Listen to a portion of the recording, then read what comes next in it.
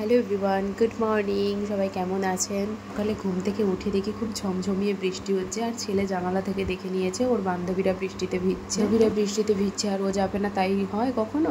তাই ও গিয়ে একটু বৃষ্টির মজা নিল। তারপরে আমরা বেরিয়ে গেছিলাম একটু বাজারে যাব বলে। গিয়ে দেখি মেন রোডের অবস্থা তো খুবই খারাপ, অনেকটা করে জল জমে গেছে। প্রথম গুড়গাঁও এসেছিলাম, আমার হাজব্যান্ড আমাকে বলেছিল খুব বড় শহর, অনেক কিছু তুমি দেখতে পাবে এখানে। সত্যি এখানে অনেক কিছু দেখতে পেয়েছি।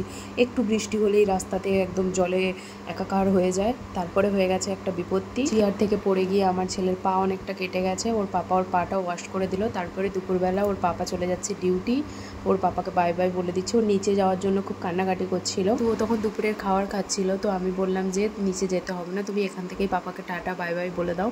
ওর কিন্তু এই অভ্যাসটা খুব ভালো যে ওর পাপা যখন ডিউটি যায় ও সবসময় নিচে যায়, গিয়ে পাপাকে টাটা বাই বাই বলে, এবং পাপা বাইক নিয়ে যেতে থাকে তখনও অবধি বলে টেক কেয়ার ববিতা বলে তারপরে ও উপরে আসে। আগে যে বাড়িতে ভাড়ায় থাকতাম ওইখানে একজন ভাড়ায় থাকতো, উনি আমাকে একদিন জিজ্ঞাসা করেছিলেন আপনাদের হাজব্যান্ড ওয়াইফের নামটা খুব সুন্দর না, আপনার হাজব্যান্ডের নাম ববিতা, আপনার নাম অমিতা, কি সুন্দর মিল আছে। আমি তখন হেসেই বলেছিলাম না না, আমার হাজব্যান্ডের নাম ববিতা নয়, ওটা আমার ছেলে আদর করে নাম দিয়েছে ববিতা। থেকে রাত পর্যন্ত চলে আমার বাড়িতে যুদ্ধ, যতই টিভি চালাই যা কিছু করি না কেন, তারপরেও ওকে এক মুঠো ভাত খেতে দিলে 2 থেকে 3 ঘন্টা টাইম লাগে।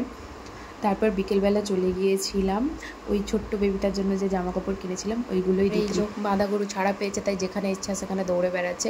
বাড়ি আস্তে আস্তেই বৃষ্টি চলে এসছে। এনার বক্তব্য ছিল আমি বৃষ্টিতে ভিজবো, আমার বান্ধবীরা বৃষ্টিতে ভিজছে। ওই যে অপোজিট সাইডে ওর বান্ধবীরা দাঁড়িয়ে আছে, ওরা বৃষ্টিতে ভিজছে মানে একেও বৃষ্টিতে ভিজতে হবে। আর পাটা পুরো কাদা মেখে নিয়েছে, ছোটোবেলা থেকে তো এত ধুলোবালিতে খেলার সুযোগ পায়। বান্ধবীরা শুধু একটা আওয়াজ দিলেই হলো, রনে বনে জলে জঙ্গলে যেখানেই থাকুক ও ছুটে ছুটে নিচে ঠিক চলে আসবে। তারপর সন্ধ্যাবেলা হাজব্যান্ড নিয়ে চলে এসেছিলো মিষ্টি অফিস থেকে। এটা ছিল লাড্ডু মিষ্টি, এটা না গোলাপ ফুলের পাপড়ি, তারপর ওই গাঁদা ফুল দিয়ে তৈরি মিষ্টি। এটা আমি প্রথমে ভাবছিলাম কেমন লাগবে, কিন্তু খেয়ে দিয়ে বেশ মোটামুটি ভালোই লাগলো আমার। আমি গুড়গাঁওর বেশিরভাগ মিষ্টি না খেতে পারি না, আমার খুব একটা ভালো লাগে না এখানে। সাথে সাথে আমার ছেলেও মিষ্টি খেতে খুব ভালোবাসে। আমি আর আমার ছেলে মিলেই পুরো প্যাকেটটাই মোটামুটি শেষ করে দিয়েছি। তার মিষ্টি খাওয়ার শেষের দিকে আমার চোখটা গেল মিষ্টির প্যাকেটের দিকে। মিষ্টির প্যাকেটটা বেশ দারুণ ছিল, একটা পুরো বইয়ের মতো। আমার তো বেশ দারুণ লাগছিলো খাওয়ার। এত মিষ্টি খেতে ভালোবাসে না, প্রথমে চোখটা মিষ্টিতেই গেছিলো, আর প্যাকেটটা ভালো করে তখন দেখা হয়নি।